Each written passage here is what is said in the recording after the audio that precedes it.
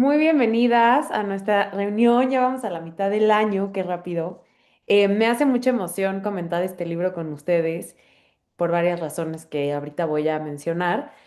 Bienvenidas a todas. Si es la primera vez de algunas, pues bienvenidas. Primero hago como una breve recapitulación del libro, de la autora, datos curiosos de la obra y demás, y ya después vamos a la discusión, ¿va? Entonces, déjenme les comparto pantalla para que puedan ver mi presentación. Denme un segundito.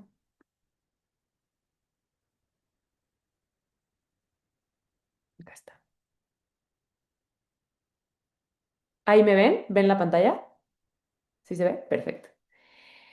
Bueno, esta novela, a mí esta autora me parece, yo había leído como su trilogía, que en un momento más hablaré de eso, y me parece una autora muy particular porque usa seudónimo.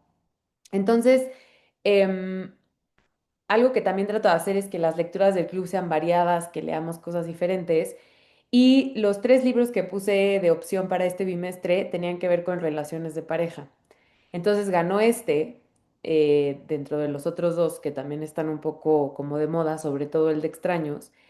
Y me sorprendió mucho la manera de escribir y ahorita les digo por qué. Entonces, bueno, Los días del abandono de Elena Ferrante. ¿Y quién es Elena Ferrante? Como les digo, es un seudónimo. Suponen que la autora es italiana porque escribe, o sea, la lengua en la que manda sus escritos a la editorial es en italiano, pero nadie sabe quién es. O sea, hay hipótesis de una u otra autora, pero no está comprobado. Y de hecho se hizo todo un escándalo porque en algún momento un investigador trató de descubrir su identidad y reveló una hipótesis de que era una autora italiana y fue duramente criticado porque dicen, si la autora quiere mantenerse anónima, ¿para qué haces la investigación de saber quién es? Pues ella está en todo su derecho de que se respete el anonimato. Entonces, nadie sabe quién es. Hay hipótesis de que no es una persona, que son varias que escriben juntas, que es una u otra autora italiana, pero nadie sabe quién es.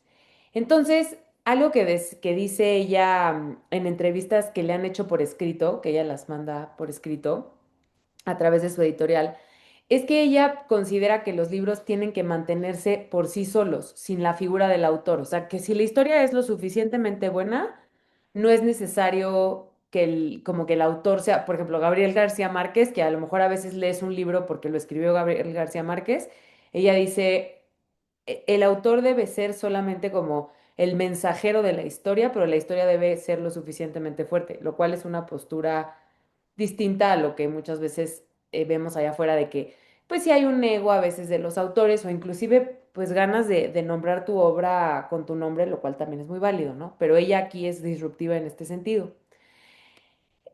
Yo lo primero que había leído de ella fue La amiga estupenda, y luego empecé Un mal nombre y la verdad no ha acabado, bueno, perdón, no es trilogía, son cuatro libros, pero realmente la historia me estaba pareciendo una historia simple en cierto sentido. No sé si alguien ya la leyó, ahorita las escucharé en la discusión, pero como con personajes muy cerca que te puedes identificar, una historia de dos amigas en un pueblito italiano. Entonces, eso fue lo que realmente la hizo como una autora famosa a nivel mundial. Estas obras están traducidas en varios idiomas. La HBO hizo la serie, por si luego la quieren ver, si quieren leer y hacer la serie. Yo digo, y ver la serie, yo no he visto la serie porque no he acabado los libros, pero bueno, se los comparto como si quieren complementar o seguir conociendo a la autora.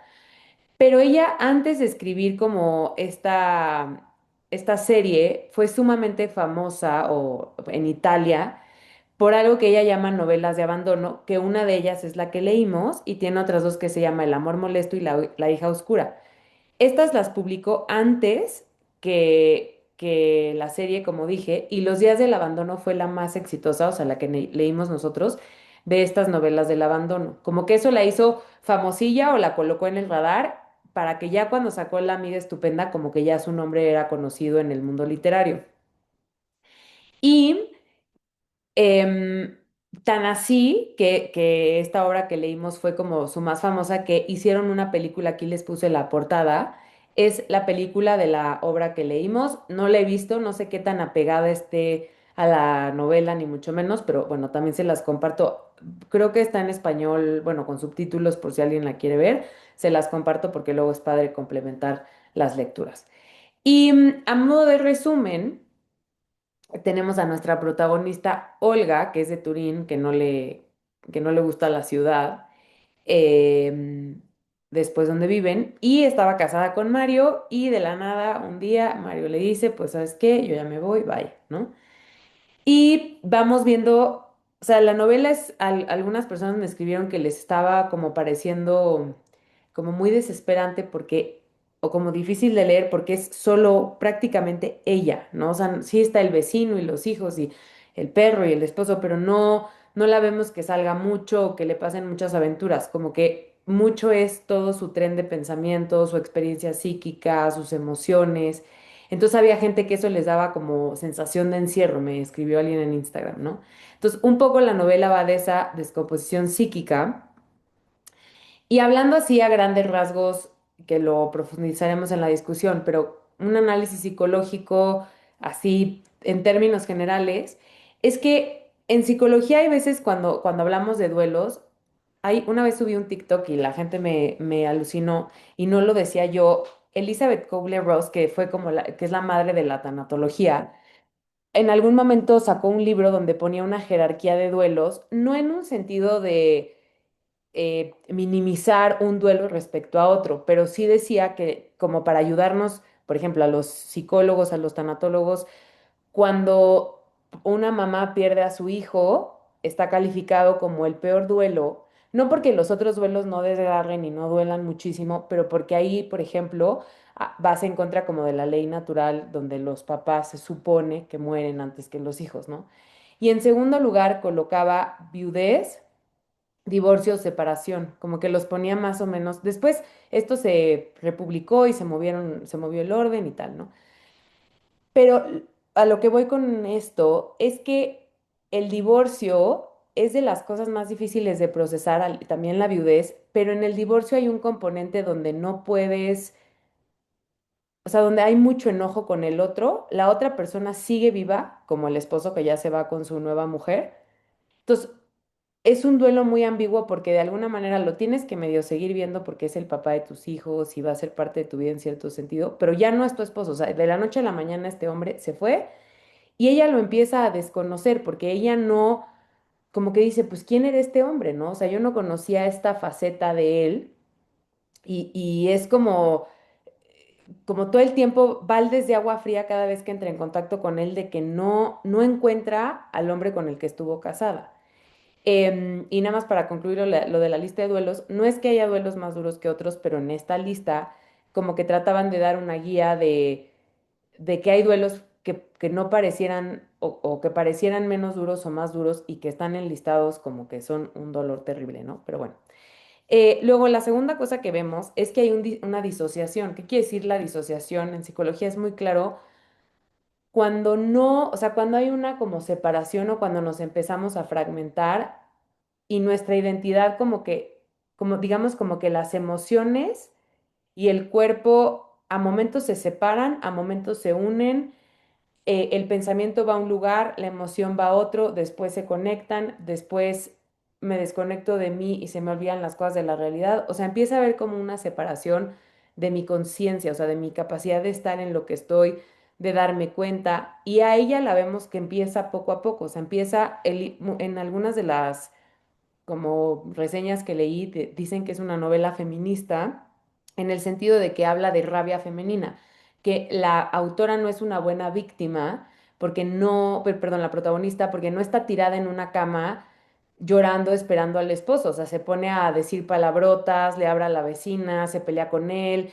lo ataca a él y al amante en la calle, no atiende a los hijos, está furiosa, el perro, ¿no? Entonces como que no es una buena víctima en el sentido de pobre, pobre de mí me dejó mi esposo, porque ella está expresándolo todo a través de la rabia, de la desorganización, del abandono a sí misma, del abandono a sus hijos. Y algo que vemos es que hay una profunda soledad, o sea, ella no tiene con quién hablar de nada profundo, ¿no? O sea, con la vecina medio trata de averiguar qué pasa con el esposo, pero no tiene ninguna contención emocional, una compañía, alguien que le pregunte, oye, ¿cómo te sientes de que este hombre se fue? Vemos que esta disociación también surge de una profunda soledad de atravesar esto sola. También vemos que la identidad y el sentido de vida de Olga estaban completamente asentados en soy la esposa de, ¿no? Tengo mi casita, mis hijitos, mi esposo, y de pronto se va el esposo y es quién soy y qué hago, para quién vivo, qué es de mí. Entonces, o sea, en este desmoronamiento de su identidad y de su sentido de vida, también nos lleva a la disociación. Decía también la rabia, ¿no? Que es una emoción legítima de la experiencia que está viviendo, pero digo, hablaremos ahorita más adelante si es desregulada, ¿no? Cómo lo ven y tal, y hay maneras más asertivas de afrontarlo, pero se vale también a momentos expresar la rabia, ¿no? En una situación así. Y finalmente el cuerpo como síntoma de que la vemos a ella completamente descuidada, a momentos se quiere arreglar para verse guapísima y porque va el esposo, pero luego no, está toda cuando juega como a pintarse con la hija que está en la tina, o sea, vemos este abandono del cuerpo que también conecta con la disociación. Entonces, es así como una salpicadita para que ahorita lo platiquemos más a fondo a ver ustedes cómo lo vieron. Y listo, voy a dejar de compartir para escucharlas a ustedes. ¿Quién quiere empezar? ¿Quién quiere decir qué le pareció?